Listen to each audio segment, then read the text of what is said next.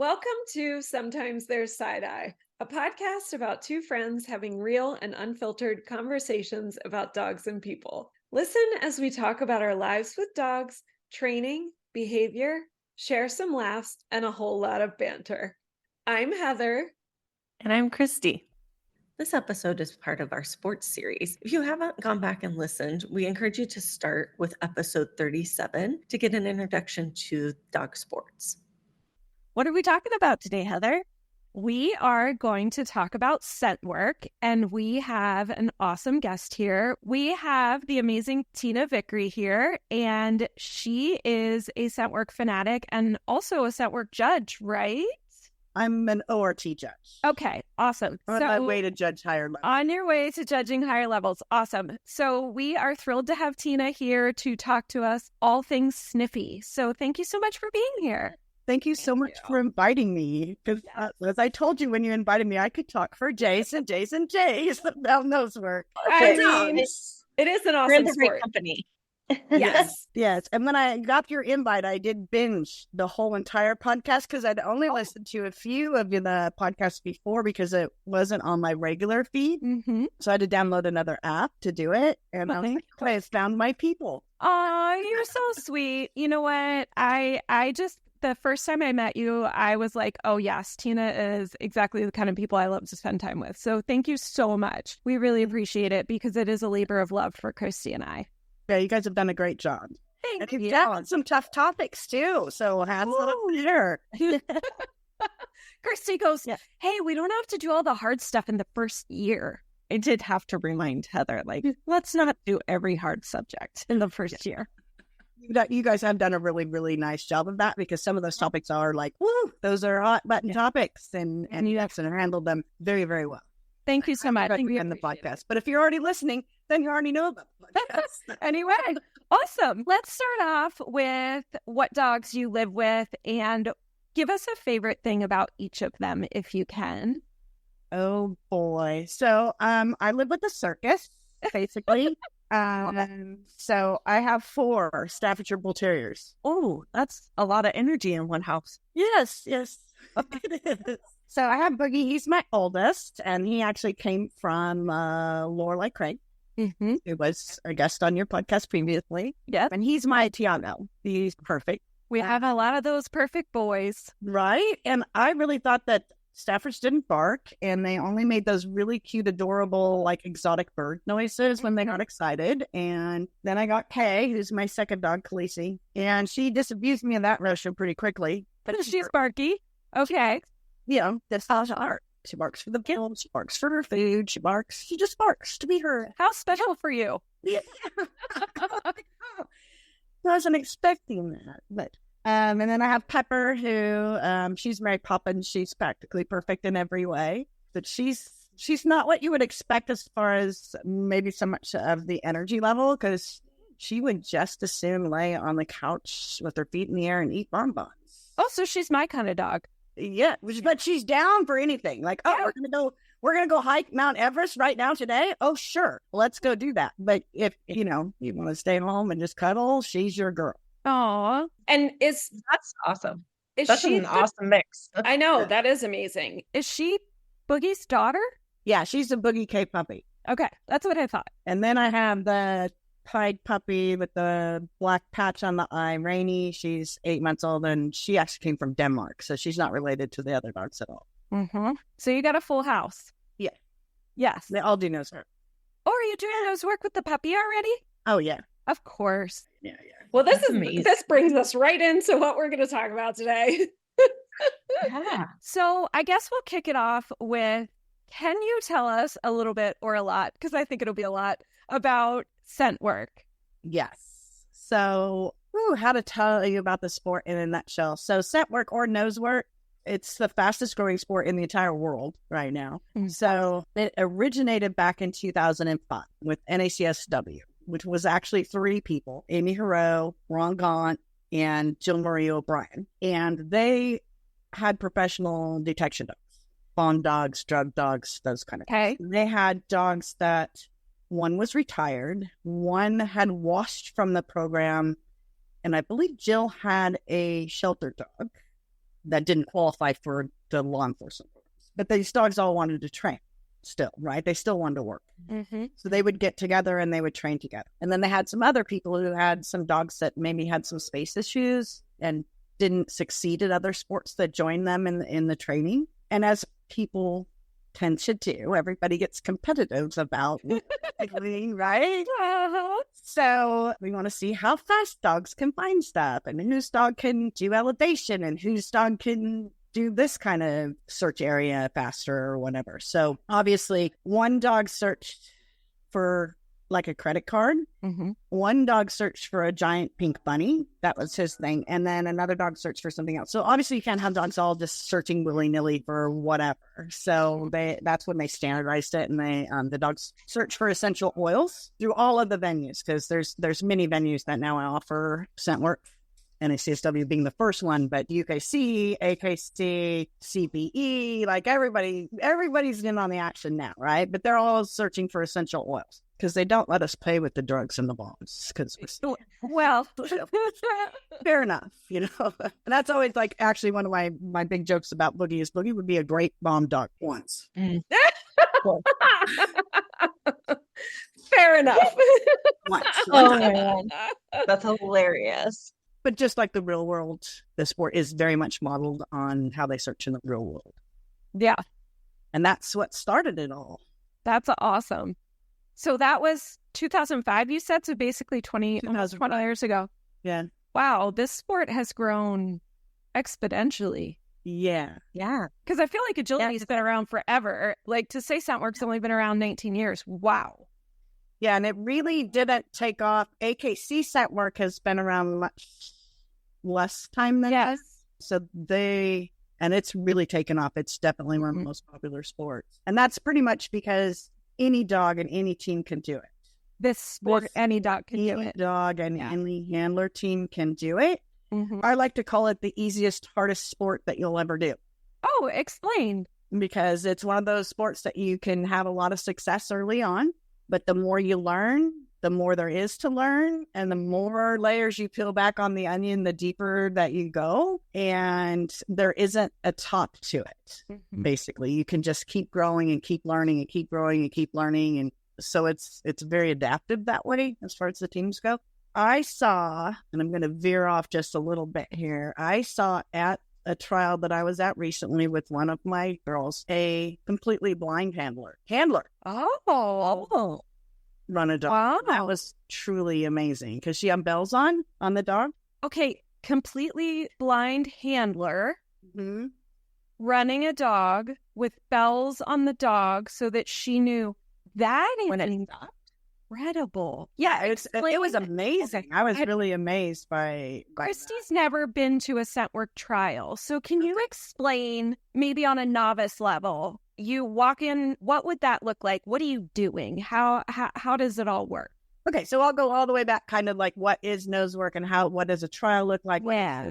Yeah, and then we'll talk about how amazing that is. Okay. Yeah, let's do that. And just for our listeners, a trial is also what we call, it's a competition. Right.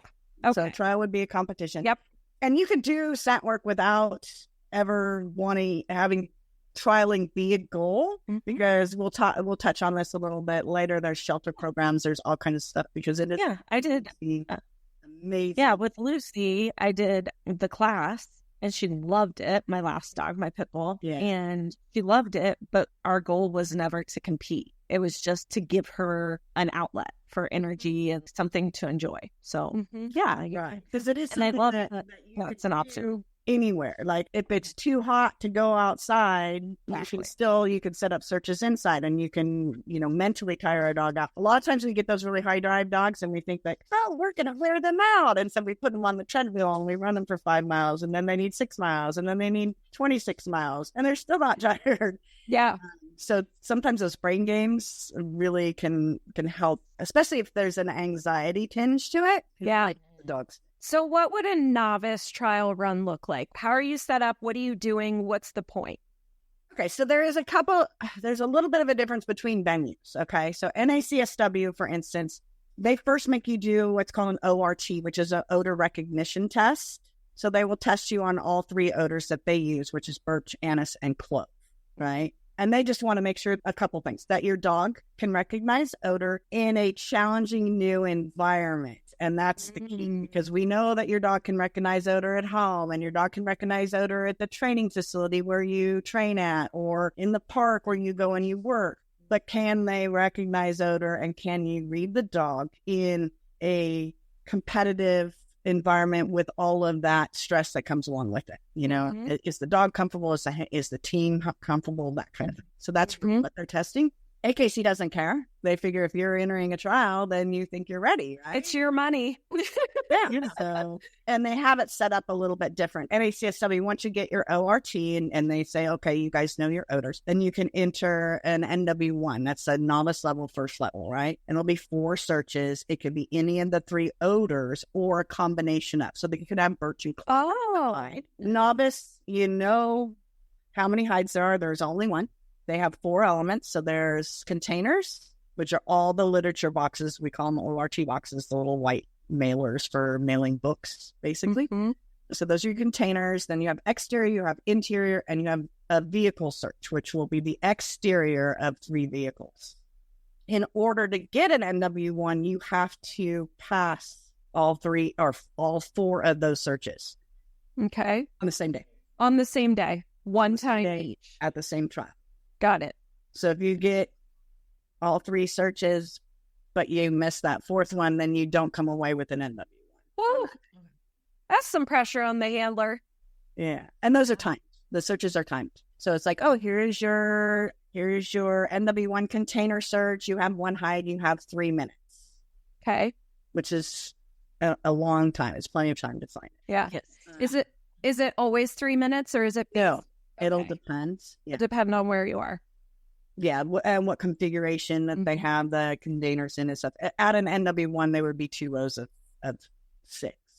So 12 of the boxes. Yeah. AKC runs it a little bit differently. They don't have vehicles as one of their elements, because one of the challenges to running NACSW trials is finding a venue where you can have a vehicle search that's set up aside from the parking, where you have you have 50 competitors. Oh, yes. And then you have vehicles, so it has to be line of sight. You can't have everybody watching, because if you know where the hides are, it kind of negates the purpose. Yeah, the dogs are big cheaters. So they decided to do buried instead. And so when they first started that, they were actually burying it in the ground. Oh, really? Yeah. So they kind of quickly decided that that wasn't a good idea. So now they do it in basically a container, kind of like a Sterilite container with a cookie sheet on the top, the cooling racks. Yeah. Yeah. The dogs from digging in the dirt or disturbing the search area. So they're covered with those. Novice, it'll be buried in sand, play sand, 4 inches down. When you go up, it's water. I actually wish that they would start the novice dogs on water first, because it seems to be easier for the dogs, but they don't. You can enter any of those individually. Okay. At AKC. So it's like, oh, you know what? We've really practiced containers, and I'm really confident on my containers, so I'm going to enter containers. So you could just do containers. And then you pass that, you get a Q ribbon. And you have to pass each element 3 times to get a title in that element. If you do that 3 times in interiors, you get your SIN title, which is your scent work interior novice. Gotcha. And you have to pass all 4 elements 3 times to get your scent work novice title. Ah, so it's basically saying I passed all of the elements and understand them all well, and that makes my dog a novice level passing. Right. Each of the venues also times too, so it's a time search, and that's how they do placements. So you can go through and you could get placements, and times are fast. And with AKC, do you have to do the 3 different scents as well, or is it just one scent you need to be familiar with?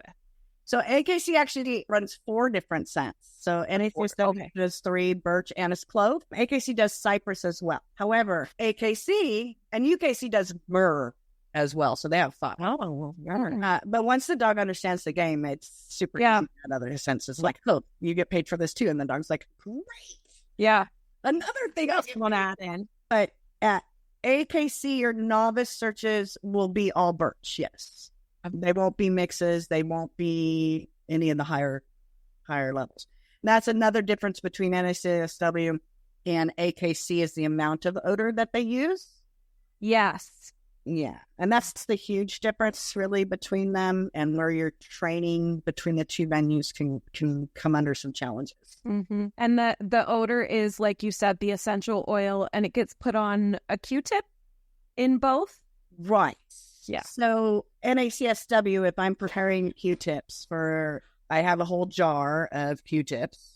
And I take my dropper of oil, and I run it around the inside of the jar. So I'm not putting it directly on the Q-tips. I'm running it around the inside of the jar. And then you'll shake that up, and they'll let that sit for 24 hours.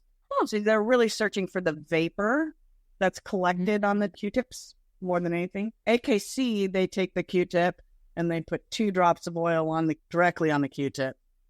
And then they think, well, then we're going to take another Q-tip and we're going to put 2 drops of oil on that one too. And then we're going to make that a high. So there's a lot of odor. That's a lot of odor. Yeah. Yeah. And so it'll easier to find for this dog. Yeah. I can believe that. But then also maybe overwhelming. I feel like it's very overwhelming. Yeah. Actually. And could be potentially a issue. Yes. I do believe that when I first started, I've never competed in scent work, but I've taken classes and just kind of screwed around with it. And I do believe in the beginning I was putting too much odor on my Q-tips for sure. And I feel like could have potentially been a little too much. I just made a face. Nobody can see me, but but I can. Yeah. And that's exactly the face that the dogs make. Yeah. It really is. It's like punching the dog in the face with odor, because their noses are so sensitive. We kind of almost have a little bit of a grasp on it. Yeah. But I think that it's so far actually beyond our understanding. Yeah. Still. Yeah. That it's really hard. So it is basically like punching him in the face with odor. And then we're like, oh, we want to make it easy. Put some more odor on.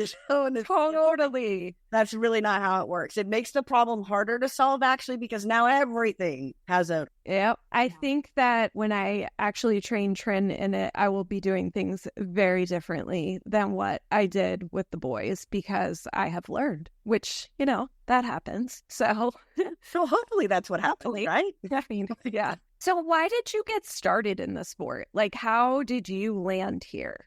So when I got Boogie 10 years ago, but he was baby when I started. And I actually started with Lorelei, because with Martin, I did a lot of obedience and a lot of rally and everything. And Boogie was like, he was a baby, and I want to let the puppy be a puppy and not have all that drill into him. So that was something that I thought would be fun to do. And then I got totally addicted to it. And like, he barely knows sitting down now because it's he can find odor 3 miles away, but he doesn't know how to sit. No, he actually does, but I'm kidding. Yeah. But that's kind of one of the things that I really find super fascinating about the sport is the fact that, and one of the things that the dogs love about the sport so much is dogs' whole lives are pretty much dictated by us, right? We tell them when to get up. We tell them when to sleep. We tell them when to go to the bathroom, when they can come inside, when they can go outside, when they can sit, when they can lay down, when they can eat. All of that. They don't have any autonomy, right? Mm-hmm. And this sport, you're not going to find that odor without them. Mm-hmm. They're in the driver's seat. We have to listen to them. And to watch the dogs really figure that out, that, hey, mm-hmm. I'm leading this dance. This is cool. It gives them an opportunity to show us what their world looks like. Mm-hmm. Mm-hmm. I love that. Yeah. Yeah. The birds just eat it up. They'd love it. Well, and, you're trusting your dog through your training to get this communication going, but really they're driving the bus. And that is so, so cool. Yes. And the dogs think it's so, so cool. Oh, yeah, for sure. Yeah. Yes. I mean, I know the little bit that I've done with my boys, and I usually do it in our guest room because it's not a room that they go in a lot. We're not in a lot. And if I start to walk towards the guest room and I have any kind of food on me, they are like flipping out. I mean, Tiago doesn't make noise, so he's not making noise, but he's dancing. And Tater is at the room. If I'm hiding something, he's outside the door barking and like, let me. That's the face too. Yes, that is a bulldog face. and just wanting to be a part of it. Yeah. And something that we didn't touch on it talking about scent work, but something that I really love about the sport that is really cool is that even in competition, you can feed your dog. And I love that about this sport Yeah.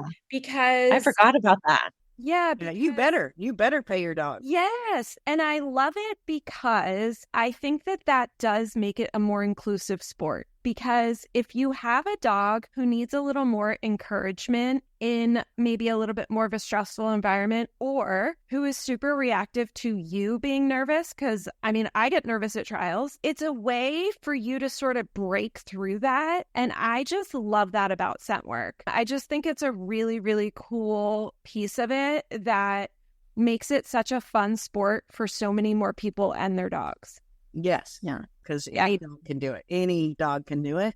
And any handler can do it too, apparently. Because I've seen blind dogs before because like they don't really need their eyes to search. Like I put Tim's like right on the wall and the dogs are still following Odor. They'll put their foot right next to it. And the handler will be like, it's right there. Why can't they find it? It's like, because they're not looking with their eyes. They're following. Yeah. You need to learn to read the dog's body language and follow where that odor's coming from and where it's going to. Mm-hmm. So I've seen dogs with 3 legs. I've seen deaf dogs, blind dogs, old dogs, young dogs, fast dogs, short dogs, tall dogs, any dog. Yeah. And I love it as an opportunity. I have a friend who has a Mal who was really, really active in barn hunt and was so, so good. And now she's older and now they're doing scent work and they're kicking butt. And it's a safe sport for Hallie to do, even though she's a senior dog that can't necessarily run around, and we don't want to encourage that at her age. Or if you have a dog that, like Tiago, who has a bad elbow, and you don't want to put more stress on that injury or, you know, whatever you have, it's an awesome sport where you're not asking the dog to climb and to run and to do anything that's difficult on their body. So I do love that too.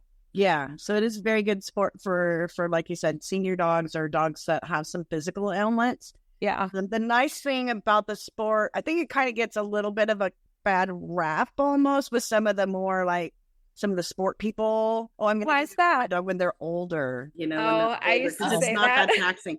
But I will tell you that the sport is super flexible. With my Staffords, it's a full contact sport.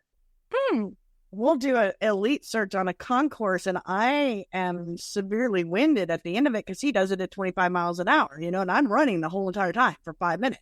And he's climbing on stuff, jumping off stuff. Whereas, you know, that same search, somebody else could just go, and they might even end up with the same time and stuff because he is so active that he stirs a lot of odor up. And whereas your more methodical dogs can cover the same ground eventually, you know what I mean? At the same time, because he'll cover things like this, you know. Like 5 times in a circle. A whirlwind. Now we're going the other way. Now we're jumping on this. Yeah. I'm just picturing the Tasmanian devil doing the search. No, that's pretty much it. Yeah.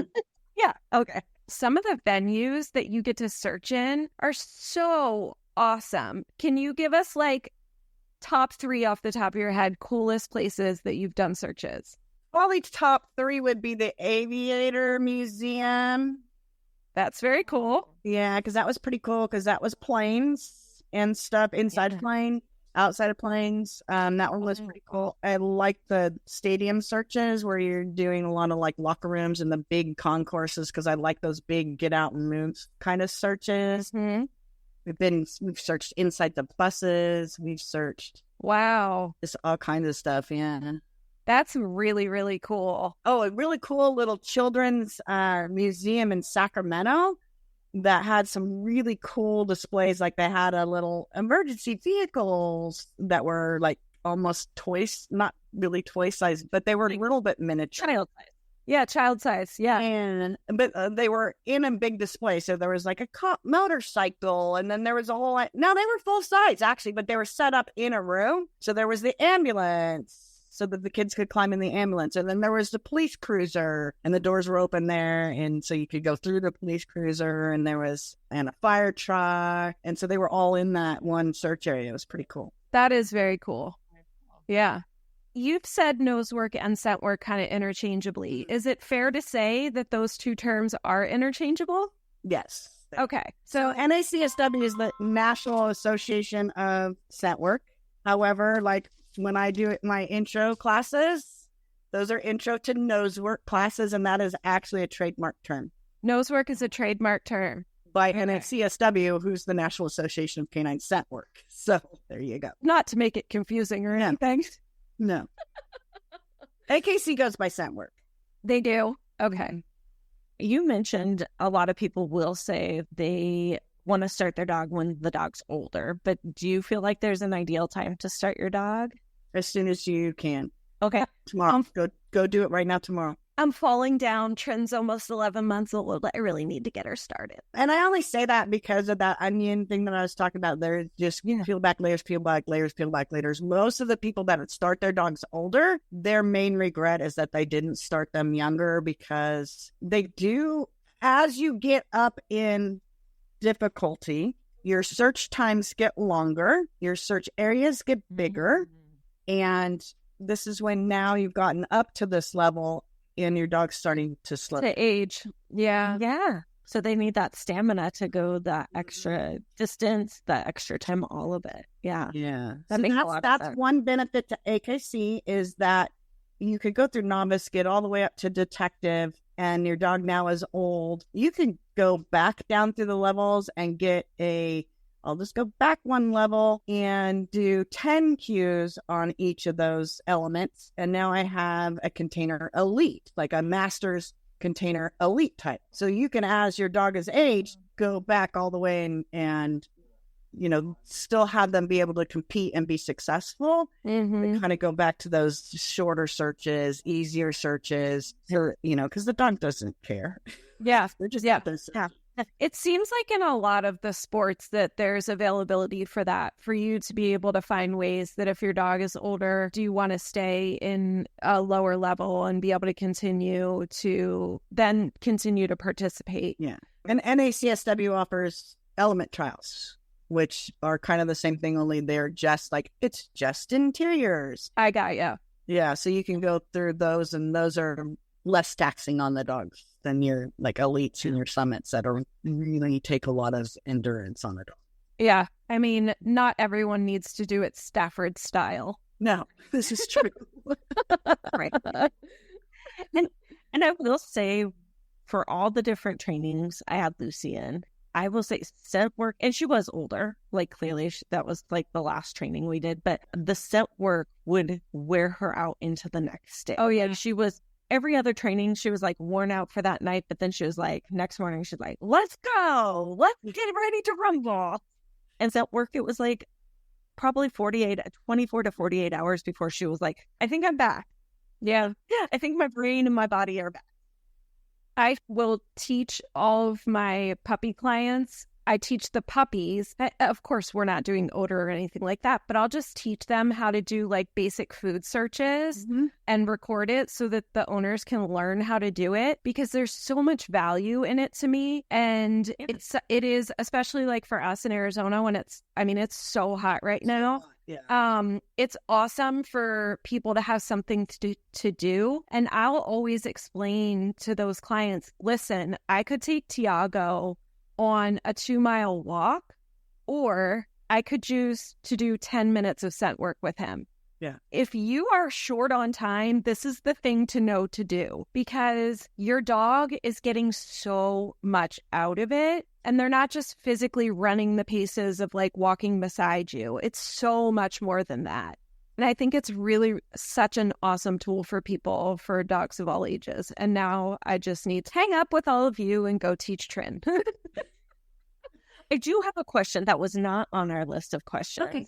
Since Heather brought up training a puppy with food first, is it more difficult than when they're trained to like search for food? Is it then sometimes more difficult to train for the actual scent? No, I do not find that. Okay. So there's that kind of goes actually to one of the questions that you guys did have on the list as far as getting started. Which way. And I've taught several different ways over the course of my teaching career, because I've thrown dogs straight on odor and they do great. A lot of them, most of them. And then I went to NACSW Okay, you all know, we all know that the training field is not regulated. Yeah. So when I first started teaching nose work, I started teaching it here in Yuba City because nobody else around taught it. And I was just downloading information from my instructor to people that are like, well, we want to learn this too, right?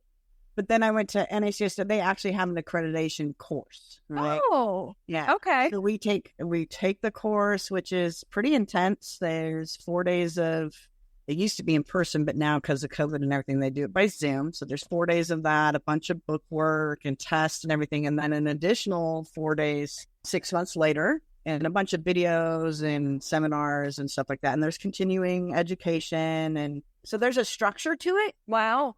That method, which starts with teaching dogs an independent hunt drive, starts with food in boxes, right? So you're just teaching the dog to work away from you and to have that permission to go and to hunt, right? Away from you, because that's a big thing for a lot of dogs. They're like, I can leave your side. And some dogs that takes a little bit. It can take 2 or 3, but they're like, oh, okay, I really am No allowed dogs to in do my that. life. That is no Well, dog in my mine life. either. It's like stay with you. Christy, do you remember when we were taking scent work? Oh my gosh, Tina, I we'll have to find the video. So we were, I was taking a scent work class with Tiago, and we were doing the tube method where they're sticking their nose in the tube. I was trying to send, and then you were supposed to walk past 3 tubes. Mm-hmm. And every single time I started to walk, he would snap into heel position. Right. And like, we were cracking up laughing. And I was like, this is a gorgeous heel. I love you. You're wonderful. And there's video of him. It's so cute. But it literally was. He was like, no. Like, this is what we're doing, you know? And I had to completely change everything about what I was doing, which is hard for the handler too sometimes. And I was changing, like I was turning my body a different way and sending him with a different arm and like doing all this stuff because he literally was like, no, we're walking this direction. I'm supposed to be in heel position. And I'm like, Love you, but not what we're doing right now. And those meanwhile, are actually, like, when I start a new class, those are the students that it takes the longest to kind of everything to come together for them, because 2 things. The dog has to learn that they can take that control, and the handler has to learn to give it up. And all those people that are used to those high obedience stuff, letting go of that control is hard. And then you have the pet people that are like, whatever. And the dogs are like, yeah, That's this Christy. is great. That's Christy. Meanwhile, my pit bull was like, yeah, let's go. Like, Exactly. Lucy was literally like, bye. And Tiago's yeah, like, she no, like no, no. literally, she would launch herself out. Like as soon as I gave her the go, she would launch out and like run to the tube as fast as she could. Yep. Yeah, see, I Meanwhile, would Tiago's love- like, I I don't would even love need to have you. her in my class. yeah, Tiago was glued to my left, you know? I mean, oh my gosh. Yeah, so teaching that independent hunt drive really helps dogs like that. So I find that the NACSW method casts the widest net, if you will, for being successful with the most dogs, because putting them straight on odor works great for your dogs that have some drive and aren't really environmentally sensitive and stuff, but it don't work so great when you got the dog that's like, oh my God, there was a leaf that fell down and I think I might die. Yeah. Trin will be just fine to teach straight to odor because she basically doesn't give a fuck about me. So she is happy to work independently, doing whatever. I will second that because I'm like, Trin, and she's like, I'm going to pretend you're not talking and just keep doing my own thing. Yeah, but it is awesome. I think once you've taken any level of scent work class, then when you do, because she has a lot of sniffy dogs behind her, I went, with that, looked for that genetics, and it's very cool to own a dog that clearly has that just ingrained in her. I watch her use her nose and it's like, oh my God. Right. And that's the other thing is that people learn so much from taking the class too, because before when you're on a walk and they're like, oh my God, my dog is always sniffing stuff on walks and they won't hurry up and everything. But now they'll be like, totally saw like the head whip and I didn't know what happened. There was something that went across our path and like they're all like geek out about it. And you could totally geek out about odor. There's a really great graphic that kind of helps that I like to use in my class. It just shows meadow, and it's all snowy meadow, and it looks very peaceful and very serene and everything. And then the same meadow, only they've taken all the little creature tracks that you don't really notice because you're just looking at the whiteness and the sereneness of it, and they've colored them in. So there's like a squirrel track that went across here, and there's a rat track that went across here, and there's some other animal here. There's an owl that landed here, and they're all in different colors. So there's so much going on in that meadow that your dog can smell, because your dog doesn't smell just what's out there right now. Your dog smells, oh, there was a rat that went across there at like 200 hours. How much more of the world that your dog actually can see than we can. Like we just and then we can only see what's there right now. Learning about scent work has made me a better dog owner for sure, because it has made me respect my dog's nose and what it brings to them, and the enrichment and the value that they get from it. I would have never expected. Christy, I think you're the same way. Yeah. I think people kind of like, I don't invite people to walk with me and my foster dog. A mile can take us an hour if I just let him sniff. And there's some days he's like, no, this is not that interesting. Let's keep walking. Like, I want to run across this field and I want to keep going. But there are a lot of times that 1 mile takes us 1 hour to complete. And I'm like, all right, bud, this is your day, and I'm going to let you sniff all the things as long as you want. Yeah, the safari walks, right? Yeah. But if you notice that he's probably tired after 1 mile of doing that than he is of 10 miles of like, we're walking. Right? Yes, I could not wear him out on just like a 6-foot leash. That was not working. As soon as we started doing long line and I let him just sniff, I mean, it still takes him a long time to wear out, but once he's worn out, he's like good.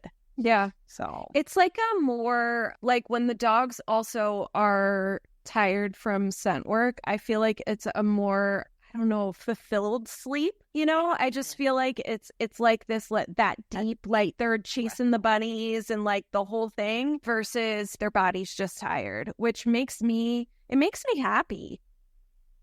Yeah, exactly. And I really like seeing how much appreciation people have for their dog. Watching the light bulb go off in their head, and they're like, oh my God, they can smell that. Yeah, and totally. Watch the way that they look at that little pet dog that they have at their feet in a completely different light. You know, I really like to see that. One question, I know that we kind of already addressed that the sport seems pretty inclusive for all breeds of dogs. Would you say that's pretty true? Yes, definitely. That's what I found. I found my scent work class there were a couple snobs, but mostly everyone was willing to welcome in this mixed breed pit bull and celebrate with me just as much as the purebred German Shepherd, who in theory was meant to be there, you know? Right. No, it is a very, very inclusive sport. You'll find a little bit.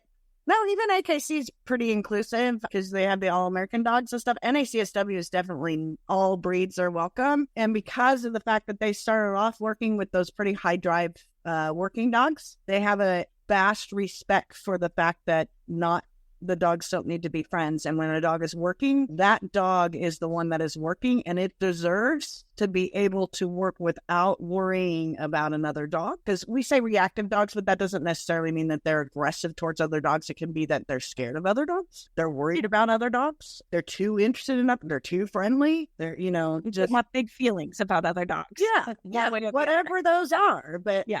So the trials are set up, and the practices are also supposed to be, training is supposed to be set up to where it's each dog. When you're searching, that is their time, and they deserve to have that time without the worry of anything else going on. So yeah. Do you find that certain breeds excel more or less? It's actually really shocking that some of the breeds that you would not think would do very well just kick butt. Like dachshunds, I would think that they would have a hard, like they're 3 inches off the ground. Everything's like way, way up above their head. And dachshunds that I see, they are really good searching dogs. Maybe because everything is up above their head, so they have less of a time adjusting to like elevated heights and everything. But because the size of the dog does impact how they see the search area. But no, you see all kinds of dogs. You see Chihuahuas, you see Papillons, you see Staffords love nose work. I saw a really owls, and you see your labs and things like that, of course. But I wouldn't say that any one breed has a stranglehold on being more successful than another breed. I saw an incredible Papillon, and I was blown away at that dog's ability. And it was high level. And it was like, dang. And the handler being able to read their dog, it was incredible. Once you're working really in sync with your dog, it's an amazing feeling. Yeah. Of course, there's some very accomplished bulldogs out there. There are. Yeah. And NACSW keeps bringing stats too.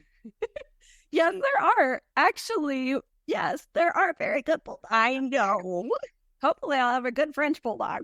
A lot of times you think that brachycephalic dogs might not be as successful. Just given their anatomy. But I've seen some high-level Frenchies and Bostons. Some of my favorite students are Bostons. No, it is different. You do see some differences, breed tendencies, if you will. Like I said, Staffords all seem to really enjoy the game. They all seem to be pretty physical about it. But you do see, like you said, some dogs, a lot of like bird dogs are very much, they hit the lower planes first, nose to the ground kind of thing before coming up to higher planes to search. So there are some breed-specific tendencies, if you will, but as far as overall success goes, any dog can do it. Yeah. I feel like it's an awesome sport for people to get started in. Like if they were, I want to do something. I feel like scent work is a really awesome entry-level sport for a new person to the world. I feel like it is. And one of the main reasons that is so is it is one of the most welcoming communities as far as dog community. Okay, if you've been in dogs for any amount of time, you know that sometimes dog communities can be a little cutthroat or, maybe a little elitist at times. Yeah, maybe. Yeah. And there's really none of that. Like when you go to a class, you're going to have a variety of dogs in your class, and you learn most of your body language stuff early on from those dogs, not your own dog. Oh, yeah, because that makes sense. You're watching the other team's work, and you're able to sit back and see the whole picture. When you're running your dog, you're right on top of the dog, so you don't get to see, did you see that ear flick? Did you see her tail drop? Did you see, that little skid right there where you probably missed it or may have missed it because you're concentrating on, you have your leash in your hand, you have this, you have that going on. So I like to tell my students that the other dogs in their class are their teachers, right? And so they're supposed to tell me, I saw this, I saw this, I saw this. So it really gets them zeroing in on watching for those changes of behavior on the other dogs, and they get really, really invested because they come up together like, and then we're intro to odor or intro to nose work now, and then now we're going to intro to odor together, and now we're going on to our next, and they're all kind of together, and then they go to their ORT and they're in the parking lot together cheering each other on. I love that. Yeah. So, because it is a sport that when you go to a trial, you're going to be in the parking lot for a while. So you bring your lunch, you bring your chairs, and we all sit out there and we all talk dogs. And it's just and we're all supportive of each other. And we get invested in your dog passing their ORT just as much as your dog passing the ORT. So it's a very, very fantastic community. Yeah. Something else that I really love about scent work from an accessibility standpoint is you can take it online and you can actually fully train it at home. So I feel like financially it can be a more accessible sport to get started in as well, because you don't have all this crazy gear you have to buy and you don't have to drive all over creation. Like I drive an hour and 20 minutes one way to Barn Hunt. You don't have to spend money on gas. You don't need the time to commute. All that different stuff can be, depending on what you choose, off the table for scent work, and you can take online classes and get started that way. And I love that part of it too.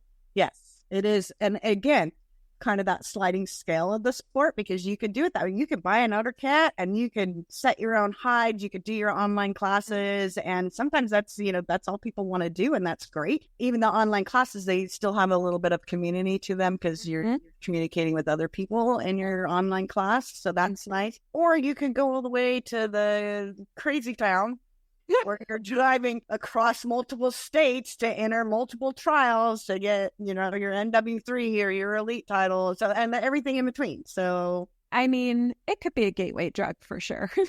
Definitely can get that. Yeah. But to your point, yes, it also has an expensive element to it too. I don't have to go out and buy jumps and tunnels, and I don't have to have the space for those. And it'll change the way that you look at everything that you drive by. You'll be driving by a park and you'll be like, hey, look at that. I could set a great search there. It's like when I started doing parkour, and like that's what I was thinking too. Every single place, I still do it. I'll be like, oh my gosh, that's an amazing tunnel for parkour. That's an amazing under. Oh my gosh. Exactly. Yes. That's awesome. If somebody is considering getting started, are there particular characteristics that they should be looking for in their dog? Or is it truly just, hey, take a try and see what happens, you know? Well, to my earlier point, any dog can do it and any dog can be successful, right? But you maybe do want to take a look at your dog, and that will probably tell you where you need to, how much foundation am I going to need to put on this dog? How environmentally sensitive is this dog?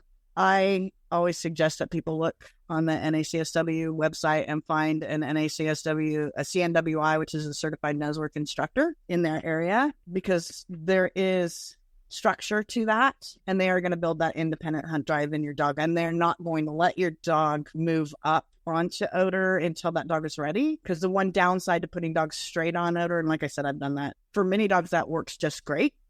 Law enforcement does that a lot. But you have to remember, law enforcement is like, this dog's scared of stuff. It doesn't work out. Next, they'll just get another dog. You're not going to do that with, Fifi. Your personal dog. You're not. Like, next, Fifi, you're out. No, you're going to want to build her confidence, right? And that's one of the great things about this sport is I've seen it take shy dogs who could not eat treats in anywhere except for like at home, because they're so environmentally sensitive. And then by the third or fourth session, they're like, I got this, hold my beer. Oh, I love that. Yeah. So it's a great confidence building sport for dogs. So it is important to know how much foundation that your dog needs to be successful. Because if you rush that, then you will be going back and trying to fill those holes in. Yeah, and redoing is a lot harder than just doing the foundations. And I like starting them on primary. Nobody's impressed like, oh, yeah, they can find a hot dog. It's like, okay, they're doing the same thing that they're doing when they find odor, which we just think it's a magic trick because, like, look, they found birch. Isn't that cool? So they did the same thing to find the hot dog, right? Yeah, so when you say training on primary, it essentially means training on food. Training them to find the food. Yeah. And it's a human construct that we're just like not very impressed with that. Right? But we're super impressed they could do the same thing, but if it's birch.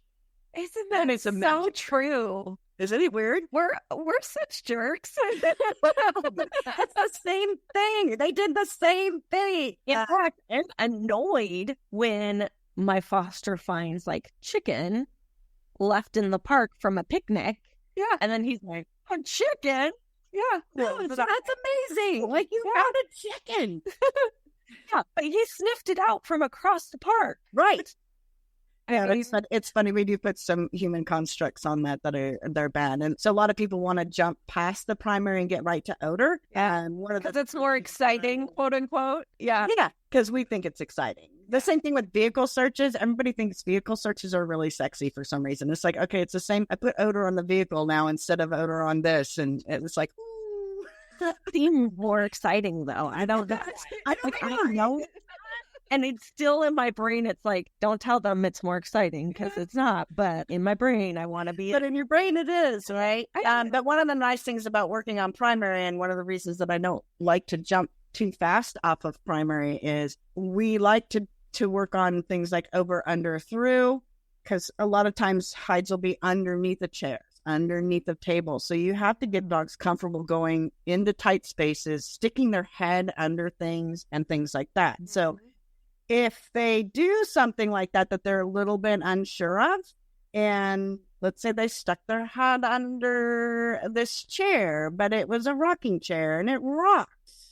Like some dogs that will, like, if you just had them on primary or on birch, say, they'd be like, oh, no, don't like that birch stuff. You know what happens when I smell that birch? Whereas if you have them on primary, they're going to eat again. They're going to eat again. You know, I did it myself in this podcast because I was like, I'm just going to start trend on Odor. I'm like sitting here thinking I totally did it. I'm like, she's confident. She's like, da-da-da-da-da-da. I'm going to go put her on Odor. Because it's not sexy. Right, because it really isn't. And I have dogs at all different levels, including my elite dog, and I run paired hides with him sometimes because I like my drivey dogs. I like the fact that they drag me into search areas and they're ready to go. Mm-hmm. And the way that I keep that drive up is sometimes they're a paired hide and they can reward themselves instantaneously, because I don't care how good a handler you are, and I don't care if you know where the hide is, it's still going to take you a minute to get that reward to that dog. Whereas with a paired hide, it's instant. Boom. Yeah. So just to explain for the listeners, a paired hide is where you have the odor and you already have the food reward with the odor. So as soon as they hit the odor, boom, that food is right into their mouth. And no matter how good your timing is, I mean, you're never going to be as good as that. No. Yeah, that's very interesting. People tend to think that if they, I don't want to use food because when I get into upper levels, they're going to use food as distractors, and my dog's going to key onto the food. Well, and by the time your dog is at that level, they're so into the game that proofing them off distractions is not a problem. I can run steak distractors on my dogs, and they know that, hey, that smells like steak, but the only way I'm getting anything is if I go to odor. Because those don't pay. Yeah, chicken nuggets were real hard for Lucy. Yeah. Real hard to leave those behind. One of the hardest distractors for the dogs at the upper level seems to be bagels for some reason. Oh, bagels. They like them carbs. I feel that. I feel the carbs. Real, like bread and carbs seems to be the toughest ones. And those are usually, I've used those a lot in my classes as distractors because the dogs are like, I could use me some carbs right now. I'm going to have to remember that. That is so interesting. Got to have the carbs. Yeah. Yeah. And of course, you also have to train in the upper levels to have toy distractors that your dog can work past a toy distractor. So you have, I'm sure some dogs that's harder than others, just like food, if you have a really toy-driven dog. So that's all the stuff that when you're getting into the upper levels, it just adds another element, which is... Right, that's part of the onion, right? Yep. Okay, now we're going to do the same search, but now it's going to be this. Yep, exactly.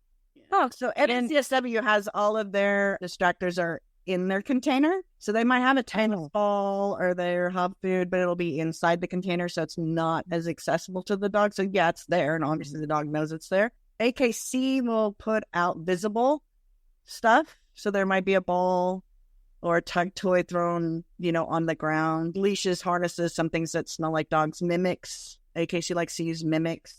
What does that mean? Like a little frog statue or something that mimics an animal, like a statue. Stuffed dog or something like that. I've seen that. Yeah. Yeah. They also have a noise distractor. Oh. AKC does. Interesting. Remember, that could be tough for some dogs. Remember in class, Christy, we did have that stuffed dog. I just remembered that. And it was... Yeah, we had a stuffed dog. It was certainly a distractor. And my dog went up and they put a treat in the fake dog's mouth for some reason. I can't remember why. But my dog went up and politely was like, if you're not going to eat that, could I maybe have that treat out of your mouth? At first she played bowed and then she was like, you're not doing this back. But could I still have it? Please, sir, can I have your treat?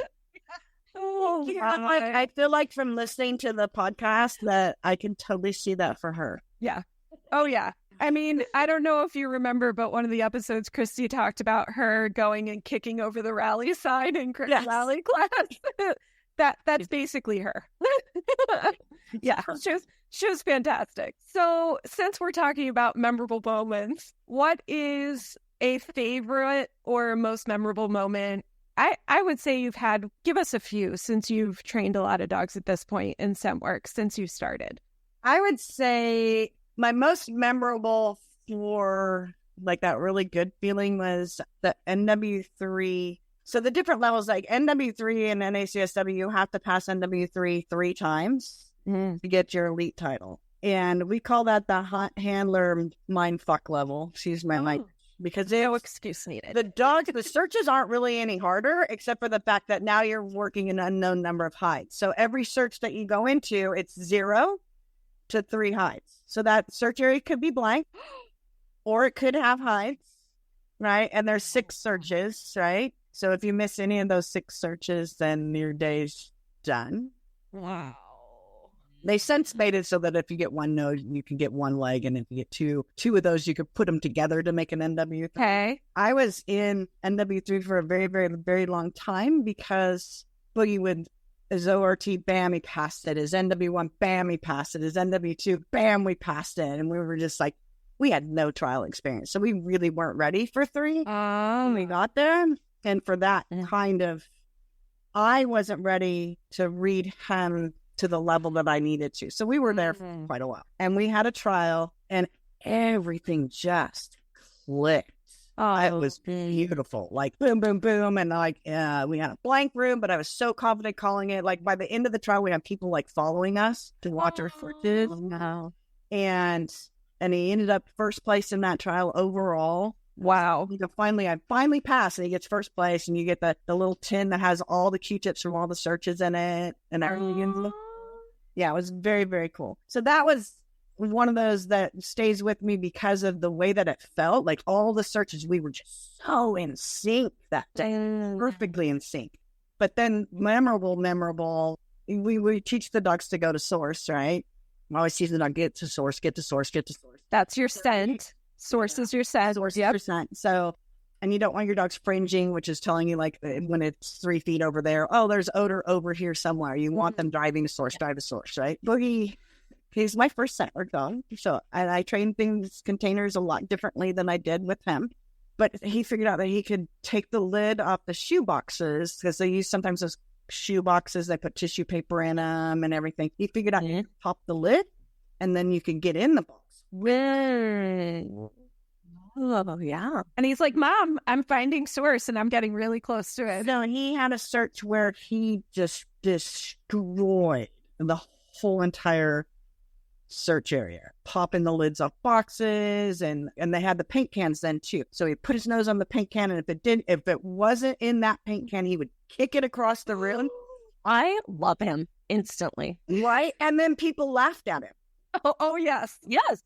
Yes. Yeah, I know that experience. That became a thing, and I couldn't train him out of it because he wouldn't do it in practice because he didn't have an audience.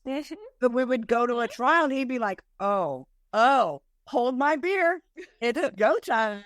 And he has a reputation. And I come up with my girls who look like him because they're just black brindle Staffords. And the judge will be like, oh, yeah. And I'm like, no. And then we'll do our search, and my girls do not touch a box. Nothing moves. It's all just a freeze alert on the box. And the judges are always kind of sad. Oh, like, oh, she's a really good worker, but she's kind of boring. There's no fire. Oh. That's funny. But yeah, so he has a reputation. I completely understand that. And it's part of the reason why Tater is retired from Barn Hunt, because he is the exact same way. He turns on at a trial and he will jump off from a 3 bales high. And if people laugh, and everybody loves to watch the bulldog do Barn Hunt because it's weird and it's funny and it's amusing and it's comical. And as soon as he hears one person clap, giggle, anything, he is on. It's over. And so a lot of people said to me when I decided to retire him, well, why don't you just put him in lower levels like we talked about, just put him down in the novice levels or whatever. And I'm like, it doesn't matter. At a trial, even in novice, he'll go to the top of the highest bale and toss himself and do a, forward roll with flair and come up. Like, it doesn't matter. So he only gets to practice now. He is exactly like Boogie that way. So I feel your pain because people love it, but it can be very frustrating. Yeah. Yeah. So you're already training your young puppy. So you have all sorts of new puzzles to look forward to with a new dog, because every single dog, I imagine, like the basics are the same, but you never know what they're going to throw at you. Yeah, they're different. They're very different searches too. And that's kind of an adjustment too when you go from your first dog to your second or even your third or fourth dog. Is individually they all have their own thing. He's very much get out of my way.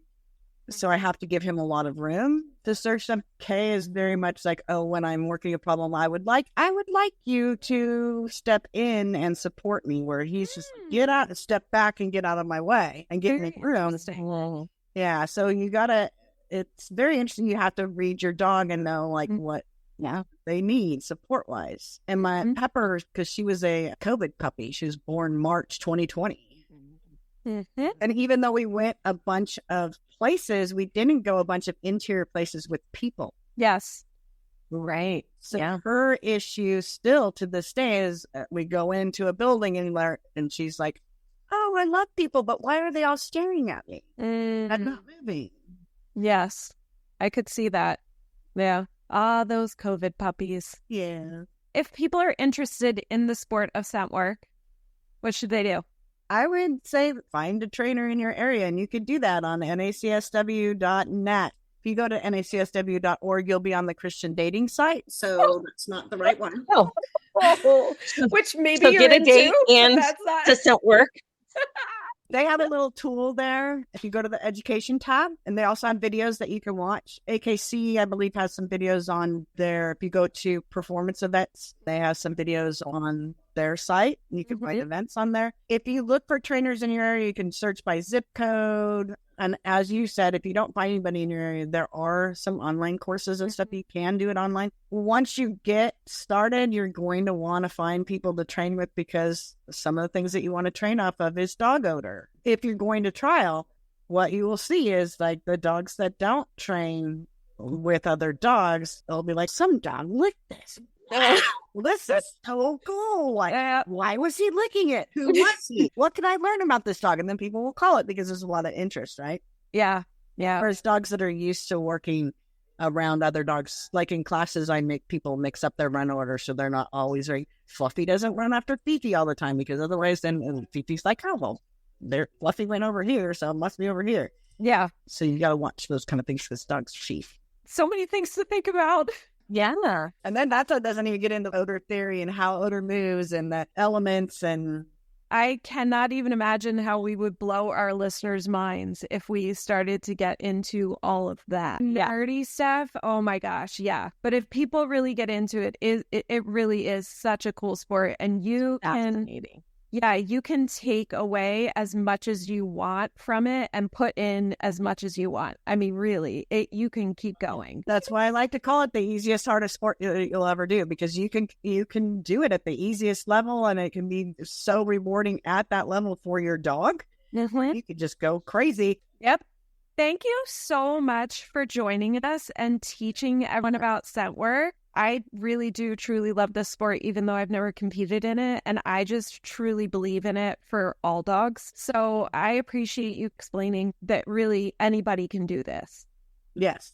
Yeah. And they do have, like we touched on a little bit, the Shelter Dog Project. Oh, yeah. Yes, it has saved lives in shelters. Some of the shelters have a whole program where they have instructors come in and work with the dogs, lowers the stress. You know, it's like that enrichment stuff. Yep. It's super easy to do, even in a shelter environment. They're able to get these dogs some relief that way. Yeah.